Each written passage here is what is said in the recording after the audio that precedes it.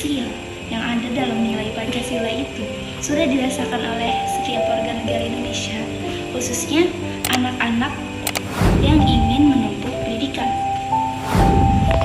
Kalau kita melihat realita yang ada di lapangannya, jawabannya pasti belum.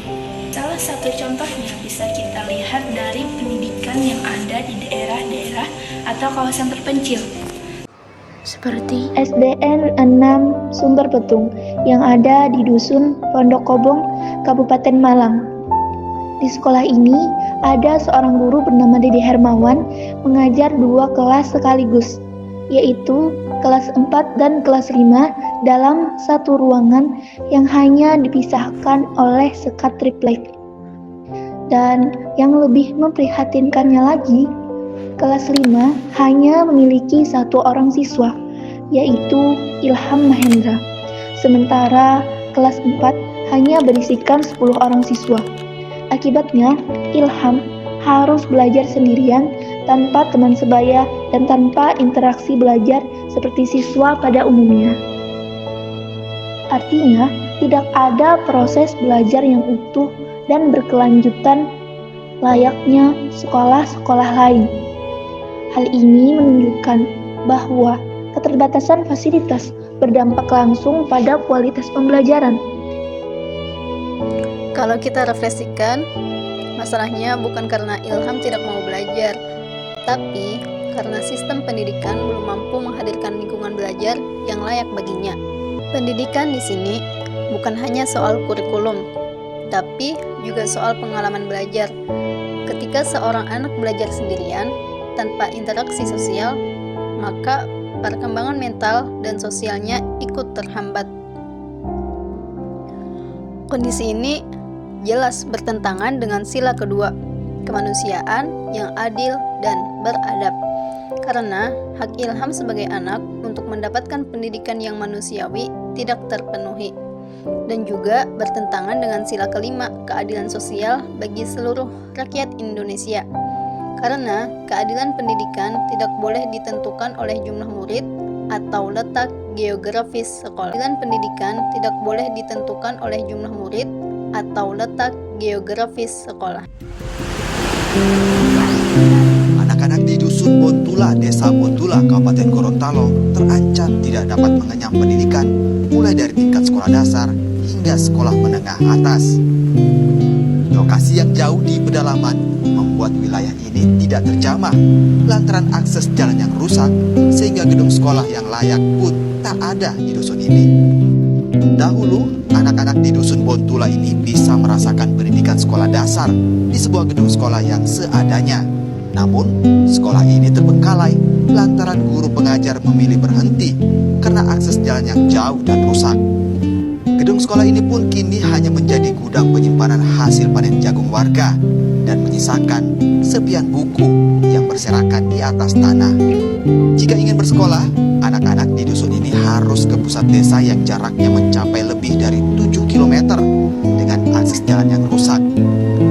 Untuk mencapai pusat desa, harus menggunakan ojek dengan biaya Rp50.000 untuk 1 kali berangkat. Beberapa anak di dusun ini masih sempat mendapatkan pendidikan sekolah hingga kelas 2 sekolah dasar sebelum sekolah mereka dibubarkan karena tidak adanya tenaga pengajar. Sekitar 34 kepala keluarga di Dusun Bontula berharap agar kembali didirikan sekolah di dusun mereka sehingga anak-anak mereka dapat mengenyam pendidikan. Banyak kendalanya. Pertamanya itu banyak yang mengeluhkan ini jauh, jalannya susah, apalagi musim hujan. Karena mereka sudah biasa bisa cari uang, jadi ikut tanam jagung begitu. Jadi orang sudah tidak pendidikan itu bagi mereka sudah tidak penting lagi begitu. Sementara itu, Sekretaris Desa Bontula membenarkan kondisi anak-anak yang putus sekolah karena faktor keterbatasan infrastruktur. Tercatat, hanya 5 orang anak yang masih melanjutkan pendidikan di bangku sekolah dasar. Guru pengajarnya kan tidak tinggal di sini, harus turun ke desa tetangga. Jadi mereka hari-hari harus ke sini, kemudian jumlah siswanya juga hanya terbatas. Karena tidak saya di sini hanya sampai kelas 3. Cuma 3 kelas maksudnya. Warga Dusun Bontula berharap agar pemerintah dapat membangun sekolah di dusun mereka dan juga membangun akses jalan, sehingga anak-anak mereka dapat mengenyam pendidikan yang lebih tinggi. Selamat memperingati Hari Pendidikan Nasional 2 Mei 2025. Kris Kamisma, Kompas TV, Gorontalo. Demikian 2 informasi yang dapat kami sampaikan dari Kompas TV Biro Gorontalo untuk segmen Cerita Nusantara kali ini. Kembali ke studio Tata. Terima kasih Puspasari, jurnalis Kompas TV dan juga juru kamera Agustiar. Selamat bertugas kembali rekan-rekan.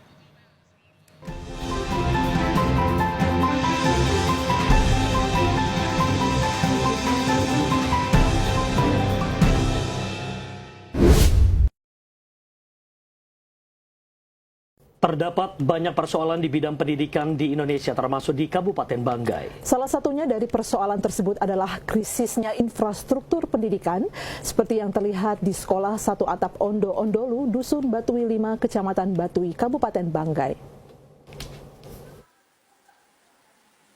Keterbatasan fasilitas pendidikan di Banggai menjadi perhatian serius karena dapat berdampak negatif pada kualitas pendidikan dan aksesibilitas bagi siswa.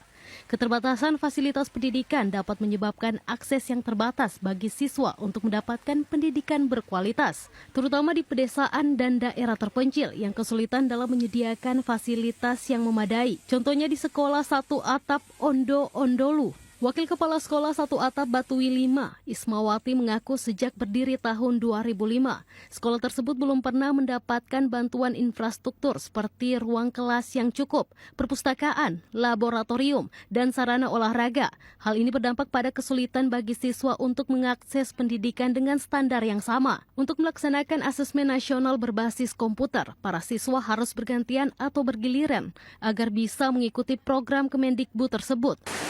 Ada sudah berapa kali minta, ada yang memang dari dulu datang foto, datang video, sampai sekarang belum ada.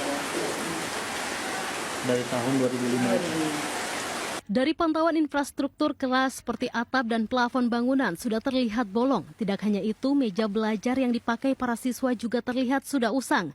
Ditambah lagi kurangnya kursi menjadi kendala para siswa dalam melaksanakan proses belajar mengajar. Bahkan belajar sambil melantai juga sudah pernah dialami para siswa. Dari Luk Banggai, Nendra Prasetya, kontributor TVRI Sulawesi Tengah melaporkan.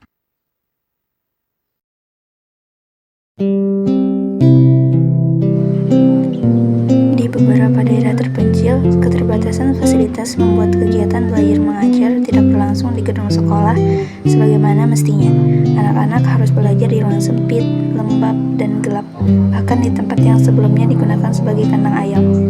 Kolong rumah yang seharusnya tidak diperuntukkan bagi aktivitas pendidikan justru menjadi ruang belajar satu-satunya bagi mereka. Kondisi ini bukanlah pilihan, melainkan keterpaksaan. Tidak ada bangunan sekolah yang layak membuat warga dan guru berinisiatif memanfaatkan ruang yang tersedia. Meski jauh dari standar pendidikan, lantai tanah atau semen kasar, dinding seadanya, pencahayaan minim, serta sirkulasi udara yang buruk menjadi bagian dari keseharian proses belajar. Dalam kondisi seperti ini, proses pembelajaran tentu tidak berjalan optimal. Anak-anak belajar sambil menahan rasa tidak nyaman, sulit berkonsentrasi, dan tidak jarang merasa minder ketika menyadari bahwa tempat mereka belajar jauh berbeda dengan sekolah-sekolah lain. Kondisi juga menunjukkan bahwa akses pendidikan di Indonesia masih sangat ditentukan oleh letak geografis dan perhatian pembangunan.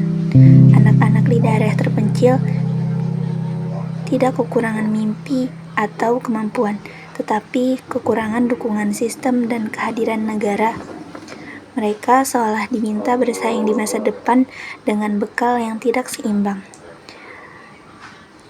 Jadi, jika kita kaitkan dengan Pancasila, kondisi ini jelas menimbulkan pertanyaan kritis. Sila kedua, kemanusiaan yang adil dan beradab. menegaskan bahwa setiap manusia harus diperlakukan secara bermartabat.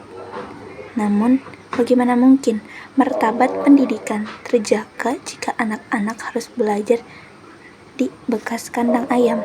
Selain itu, sila kelima, keadilan sosial bagi seluruh rakyat Indonesia, menuntut adanya pemerataan hak, termasuk hak atas pendidikan yang layak.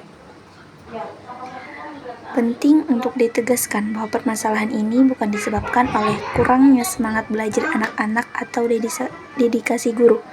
Justru sebaliknya, guru-guru di daerah dengan keterbatasan seringkali menunjukkan pengabdian yang sangat luar biasa. Mereka tetap mengajar dalam kondisi minim fasilitas dengan harapan sederhana agar anak-anak tetap mendapat pendidikan apapun keadaannya. 3, 4, 5, sampai 6. Oke, apa kesulitannya Pak mengajar? Saya sangat tantangannya itu karena adanya ayam yang selalu mengganggu kita beraktivitas belajar mengajar di kolom, dan walaupun itu terjadi, tetapi anak-anak kami itu tetap semangat belajarnya walaupun dia di bawah kolom. Pada tahun 2022, sekolah ini akhirnya diakui oleh pemerintah. Tahun 2024, pemerintah Kabupaten Maros telah memberikan bantuan berupa tenda untuk kelas darurat. Hanya saja kondisinya tidak memungkinkan untuk dipakai setiap hari. Saat siang kondisinya sangat panas dan saat hujan tanahnya menjadi becek. Hal ini pun membuat guru lebih memilih kolong rumah sebagai tempat yang aman dan nyaman saat belajar mengajar. Pemerintah daerah mengaku telah menyalurkan bantuan dan berjanji akan segera memasukkan dalam anggaran dalam waktu dekat. Adapun bantuan kami selama ini untuk masyarakat, utamanya siswa atau murid di Dusun Bara, kami sudah memberikan bantuan tenda darurat untuk belajar, dan itu cukup bisa digunakan untuk belajar sementara. Tapi kalau keadaan tidak memungkinkan lagi, ya terpaksa pindah lagi di rumah penduduk atau di kolom rumah penduduk. Kemudian bantuan-bantuan lainnya seperti baju seragam kami juga sudah salurkan, kemudian tas juga, buku-buku pelajaran dan buku-buku tulis lainnya kita sudah salurkan ke sana. Kondisi dunia pendidikan di daerah pelosok Maros ini menjadi potret kelam dari ketimpangan sosial yang terus berlanjut. Butuh perhatian khusus dari pemerintah mulai dari level kabupaten, provinsi hingga pusat untuk mewujudkan kesetaraan pendidikan di seluruh penjuru Indonesia. Muhammad Bakri, Kabupaten Maros, Sulawesi Selatan. Setelah kita melihat kasus tadi, lalu kita menyimpulkan bahwasanya Pancasila gagal dalam perannya. Pancasila tidak pernah gagal dalam perannya, hanya saja kita kurang mengimplementasikannya dalam kehidupan sehari-hari. Nilai Pancasila sudah jelas dari sila pertama sampai dengan sila terakhir, tapi belum sepenuhnya diwujudkan dalam setiap kebijakan dan pemerataan pendidikan di Indonesia. Kasus Ilham tadi mengingatkan kita bahwa sampai saat ini masih ada ketimpangan pendidikan dari daerah-daerah terpencil. Kunci kemajuan suatu negara itu pendidikan.